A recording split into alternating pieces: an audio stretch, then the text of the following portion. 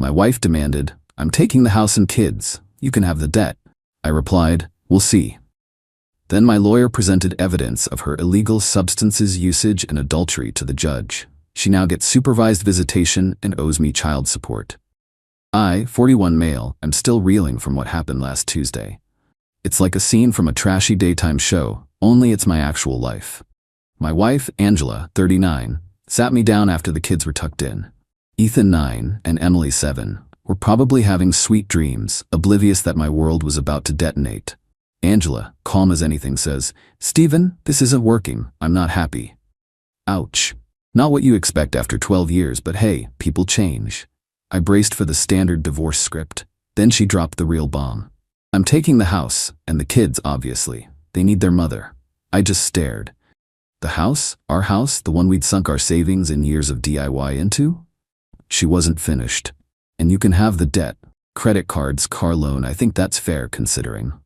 Considering what? My voice was dangerously low. Considering I've given you my best years, and I need a fresh start for me and the children. The sheer nerve. No, let's discuss, just a decree. Like she was ordering takeout. I really looked at her then. Her face, usually open, was hard, smug even. Something had shifted in her these past few months. The late nights with the girls, hushed phone calls she'd cut short if I entered the room, a sudden intense focus on her appearance. Little flags I'd stupidly ignored, or perhaps charitably dismissed at the time. "You trust your wife, right?" I took a deep breath. All I managed was, "Angela, we'll see about that." She scoffed.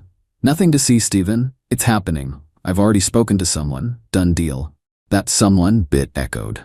Next morning I called Scott, a lawyer my colleague swore by. No-nonsense guy. I laid out Angela's demands, her sudden personality transplant. He listened, nodded, and confirmed her demands were way off base. Not how divorce works, especially with shared assets and kids. He also said if she's this brazen, there's probably more going on. He advised me to start paying very close attention, especially to patterns I might have previously overlooked. It's been a week.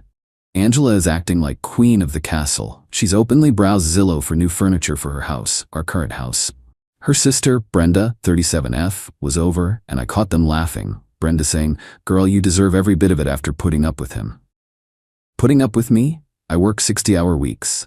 I coach Ethan's soccer. I read Emily bedtime stories. What exactly was the hardship? I'm not a screamer. I'm a planner. And I'm thinking Angela has seriously misjudged this.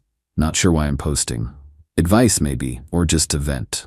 Feels like I'm in the calm before a hurricane. Update 1. Hey Reddit. About a month since my OP. Things have progressed. And not in Angela's favor. Though she's still blissfully ignorant of the full picture. Thanks for the support on my last post. It genuinely helped. So Scott, my lawyer, said pay attention, and I did. It was almost as if once Angela made her declaration, she figured she had nothing to hide, or perhaps just got incredibly reckless. Her late nights with the girls became more frequent, the secretive calls bolder. That new expensive perfume I'd never smelled on her before? Suddenly it was her signature scent. Small things, but now, with open eyes, they formed a damning picture. The first bombshell dropped thanks to our shared cloud account, something we set up years ago for family photos, but which also, unbeknownst to her I think, synced old phone backups. I was looking for financial docs Scott needed, not trying to snoop, but I saw a backup from an unrecognized device synced a few months back. Curiosity, or maybe intuition, made me click. Messages. So many. Messages. With Justin. Romantic, explicit, meet-up plans, pics, the whole sordid affair. Turns out Justin is from her new yoga group. Right? My blood went cold. Not just betrayal, but the casual cruelty. While I was busting my ass, she was this. I screenshotted everything, saved it to a secure drive, then backed it up again. My hands were shaking, not with rage, but this weird, icy calm. This was her someone. This was her confidence. Her new life already planned. It got worse. Reviewing our joint credit card statements, the ones she wanted to dump on me, I found a pattern that I'd vaguely noticed before, but dismissed as her being stressed or disorganized. Weekly cash withdrawals, $60 to $80 a pop, from ATMs near her yoga studio or an area she had no other business being in. Now it screamed suspicion. Then recurring purchases from online smoke shops, bongs, pipes, grinders. Stuff we definitely didn't use, or so I thought. One night, she was supposedly at Brenda's. Gut feeling. Checked her car. Keys accidentally left behind. Under the passenger seat, in a fancy cosmetics bag, gift from Justin probably, I found a small baggie of weed and a pipe. Not a huge stash, but definitely illegal for recreational use here, and definitely not kid-friendly. Took photos. Dated, time-stamped. Sent them straight to Scott. It was like she wasn't even trying to hide it anymore, or believed I was too beaten down to look. Angela's entitlement has ballooned. She tried telling the kids, Steven might be moving out soon so we can have more space. Ethan looked confused. Emily started crying. I shut it down immediately, telling Angela we'd discuss adult matters privately. She huffed but backed off. Her sister Brenda has been a piece of work. Called me screaming I was emotionally abusing Angela by not agreeing to her reasonable requests. I just said, Brenda, we both have lawyers. Let them handle it. Click. Scott says the evidence is strong. The affair, the substance use, even just weed is a big deal in family court with kids. He's prepping. Preliminary hearing in a few weeks for temporary custody and living arrangements. Angela has no clue what's about to hit her. She thinks she'll waltz in and the judge will hand her the keys to the kingdom. Had a weak moment last week. Looking at Ethan and Emily, knowing their lives were about to be upended because of their mother. It was rough. Sat in my car for 10 minutes just breathing. This isn't just about assets. It's about my kids. I'll do whatever it takes. Update 2. Alright, Reddit, hold on tight. The last few weeks, a total masterclass in entitled meltdowns and sneaky tactics from Angela and her crew. Preliminary hearing is next week. Tension is palpable. Angela got served. Not at home. Scott had a process server catch her leaving yoga. Ha. Probably right in front of Justin. Sweet. Her reaction was nuclear. Came home that evening, face like a storm cloud. What the hell is this, Steven? She shrieked, waving the papers. Primary custody to you? Are you insane? The kids stay with me. The house stays with me. Angela, I said, voice level, this is the process. Your demands were unrealistic. My demands were fair. You're punishing me. Punish you for what, exactly? For torching our family? She didn't know I knew everything yet. Then the dirty tricks started, just like some of you predicted. The smear campaign. Suddenly, mutual friends were acting weird. A close buddy clued me in. Angela and Brenda were telling everyone I was controlling, financially abusive, rich, right, and unstable. Brenda even posted some vague BS on Facebook about men who can't handle strong women. The projection is off the charts. Parental alienation attempt. Angela started trying to poison the kids against me. Steven doesn't want us happy, or Steven's trying to take you from mommy. Ethan, smart kid, asked her, why would Steven be mean? He plays soccer with me. Emily just gets quiet. It's gut-wrenching. Documenting every single instance. Financial shenanigans. Tried to empty our joint savings. Luckily, Scott had me move half to a separate account post-D-Day.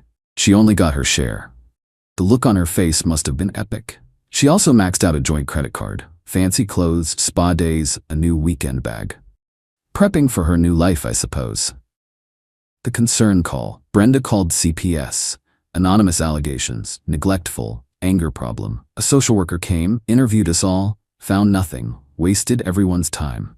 Scott said it's a common, often backfiring tactic. Already got the report, claim unfounded. Through all this, Angela's lawyer sent increasingly aggressive letters, demanding everything. It's like they're in a different reality where her actions have zero consequences. Angela confronted me a few days ago, tried fake tears. Steven, can't we just work this out? For the kids? I'll let you have more visitation if you agree to me having the house in primary. Angela, I said, the time for that passed when you started an affair and developed certain habits. The judge will decide what's best, based on all facts. Her eyes narrowed. Tears vanished. You don't know anything. Oh, sweet summer child. This is exhausting. Constant vigilance, documentation, the emotional strain. Some nights, sleep is a luxury. But then I remember what she tried to pull. Strip me of everything, take my kids, paint me as the villain. That anger? It's cold now. It's fuel. Scott is ready. Evidence meticulously organized. Photos, screenshots, financials, CPS report. He keeps saying, stay calm, trust the process. Next week, it's showtime. Wish me luck. Final update, it's done. This chapter anyway, a few weeks post-preliminary hearing and I'm still processing. The dust is settling and my life looks completely different. Morning of the hearing, I was a bundle of nerves inside, but projected calm. Angela arrived with her lawyer and Brenda, who apparently fancied herself a character witness. Ulmeo. Angela looked supremely confident, even shot me a pitying look. The irony. We were in a conference room with the judge for temporary orders. Angela's lawyer went first, painting her as Mother Teresa and me as basically pawn scum. Demanded sole physical custody, the house, child support from me, spousal support, and I get all the debt. The usual greedy playbook. Then Scott stood up. Your Honor, he began, calm and collected, we have a slightly different perspective and considerable evidence. He started with the affair, pulled out a binder. Exhibit A, Your Honor, detailed logs of communication including explicit messages and photographs between Mrs. My Last Name and a Mr. Justin Rourke confirming an adulterous relationship. Angela's jaw literally unhinged, face white. She looked from her lawyer to me, then back. Brenda started muttering. The judge just raised an eyebrow, examining the evidence. Scott wasn't finished. Furthermore, Your Honor, we have concerns about Mrs. My Last Name's recent lifestyle choices and their potential impact on the children's safety. Exhibit B. Photographic evidence of illegal substances, specifically marijuana and paraphernalia, found in Mrs. My Last Name's possession and vehicle. Bank statements show a pattern of cash withdrawals and purchases consistent with ongoing substance acquisition. Angela gasped. That's a lie. Judge cut her off. Mrs. My Last Name, you will have your turn. Your counsel can respond, or you can remain silent. Her lawyer looked like he'd been tasered, clearly clueless. He was frantically whispering to Angela, now beet red and looking like she'd either scream or combust. Scott continued, detailing the attempted parental alienation, the false CPS report, he had the official dismissal, her attempt to drain the joint account. He presented my financial plan, showing I could provide stability. My primary concern, he stressed, was the kids' well-being. Judge took a recess. Angela had a full public meltdown in the hallway. Screeching at her lawyer, you were supposed to handle this. Brenda tried comforting her, glaring at me. I just got water, neutral expression locked in. When the judge returned, she was stern. Looking at Angela, Mrs. My Last Name, the evidence is deeply concerning. Adultery, while not primary for custody unless it impacts the children, combined with illegal substance use and attempts to alienate the children, is troubling. The verdict? Custody. Temporary sole legal and primary physical custody of Ethan and Emily to M.E. I almost choked. Visitation for Angela, supervised twice a week at a certified center. She pays. Random drug testing to even petition for unsupervised later.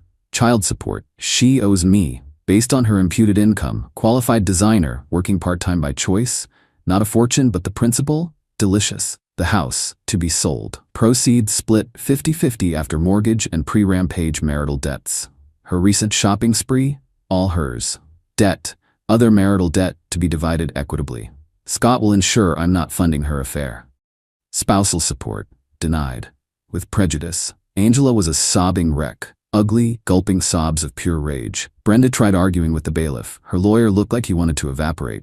He mumbled about an appeal. The judge just stared him down. Walking out, I felt lighter than air. Scott clapped my shoulder. Justice, he said. Angela's fallout was immediate.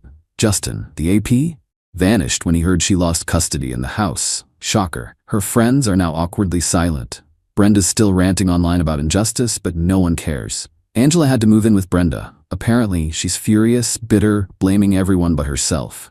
No remorse, just curdled entitlement. Classic. The kids are with me. It's an adjustment. Emily was clingy. Ethan had questions. I'm being as honest as possible, age appropriately. We're finding a new rhythm. The house is quieter, calmer. Part-time nanny helps after school. Selling the house is bittersweet, but it's tainted. Fresh start needed. Happy ending? It's an end to a nightmare chapter. Sad for the family I thought I had. Sad for my kids, but relieved. I stood up for them. I didn't let her steamroll me. My "we'll see" became a resounding "I told you so," delivered by the court. So yeah, that's what she gets. Not the house, not the kids, not a debt-free pass, supervised visits and a child support bill. Hopefully she gets help, but that's her problem. Mine is my kids and rebuilding. Thanks for listening, Reddit. Wild ride.